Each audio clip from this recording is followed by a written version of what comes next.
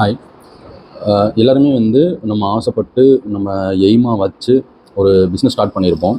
ஆனால் அந்த பிஸ்னஸ் ஆரம்பத்தில் நமக்கு நிறைய பிரச்சனைகளையும், ஆர்டர்ஸ் இருக்காது, நிறைய இந்த மாதிரி மேன் பவர் இஷ்யூஸ் எல்லாமே வரும்.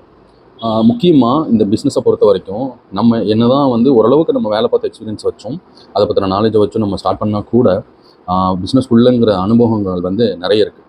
அப்போ அந்த அனுபவம் கிடைக்கிற வரைக்கும் நம்ம கொஞ்சம் பொறுமையாக தான் இருக்கணும். போட்டு அடி அடின்னு அடிக்கும் பிஸ்னஸ்.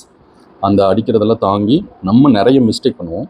அந்த மிஸ்டேக்ஸ் எல்லாம் வந்து அதிலிருந்து திருப்பி அது மிஸ்டேக்காக பண்ணாமல் அனுபவமாக கற்றுக்கிட்டு வரும்போது அந்த பிஸ்னஸ் உங்களுக்கு கொஞ்சம் கொஞ்சமாக அதோட இன்கமும் சரி, ஆர்டரும் சரி, நீங்கள் வெளியே தெரிய ஆரம்பிக்கிறதும் சரி, எல்லாமே நடக்கும்.